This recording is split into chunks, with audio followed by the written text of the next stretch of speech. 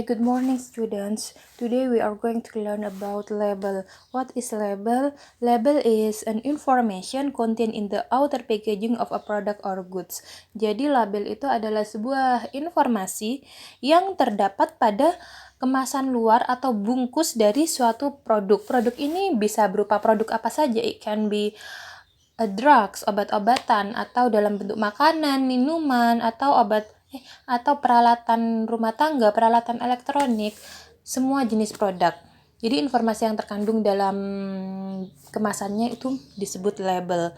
Kemudian what is the purpose of label? The purpose is to give detailed information about product. Jadi tentu saja tujuan dari penulisan label ini yaitu untuk memberikan informasi yang lengkap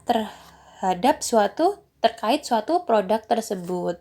Jadi misalnya ada sebuah pertanyaan nih, what is the purpose of the label above? Jadi apa tujuan dari label di atas ya? Pasti jawabannya kalian harus menjawab to give detailed information about the product, atau the productnya bisa diganti dengan nama produk tersebut. Misalnya to give detailed information about Gary Salut. Jadi memberikan informasi yang lengkap tentang Gary Salut. Nama produknya.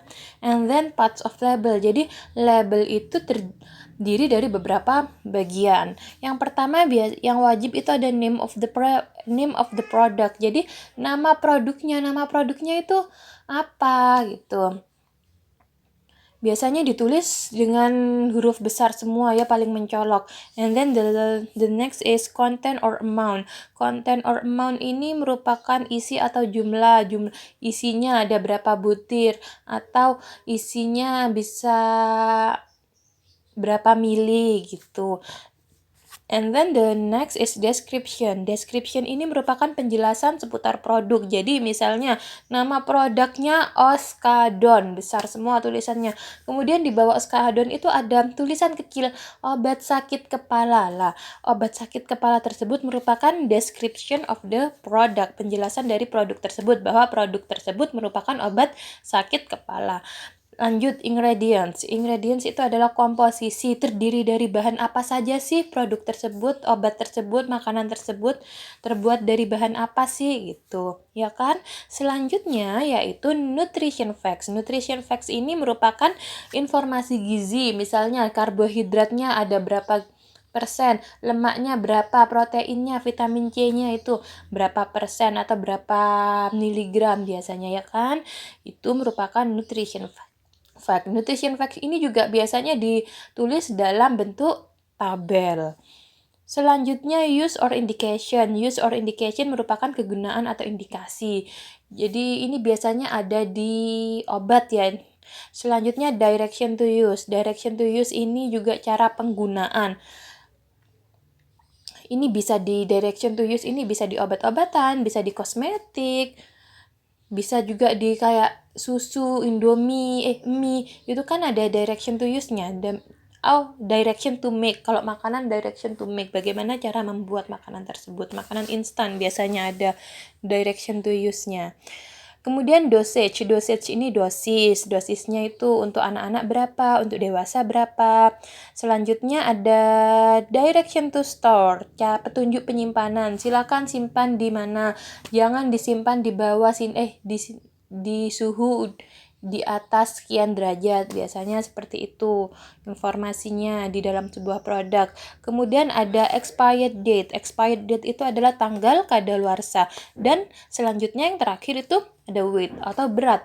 Jadi beratnya berapa gram, beratnya berapa kilo gitu. Kalau misalnya dalam bentuk cairan, kalau misalnya dalam bentuk bubuk atau makanan ringan kan biasanya bukan pakai mili, tetapi pakai weight, berat ya yang dihitungkan gitu. Itu merupakan informasi yang terdapat dalam label. Dan mungkin ada lagi informasi tambahan-tambahan yang terdapat dalam suatu label. Pokoknya semakin lengkap, semakin banyak informasi yang terdapat dalam suatu kemasan tersebut, maka produk tersebut semakin baik, karena konsumen nggak perlu was-was dengan makanan tersebut, karena informasinya dari A sampai Z sudah dijelaskan di dalam suatu produk tersebut. Seperti itu. Lah, sekarang untuk tugasnya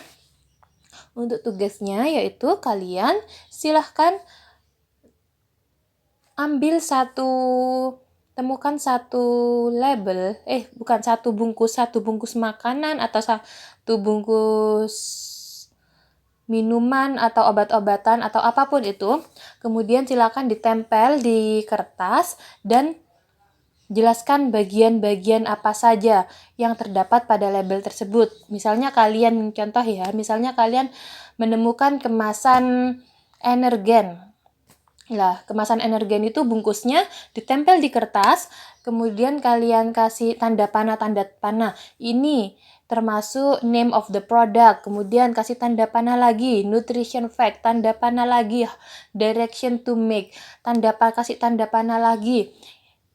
Tentang misalnya ada expired date-nya, kalian identifikasi selengkap apa tidak kemasan dalam produk tersebut.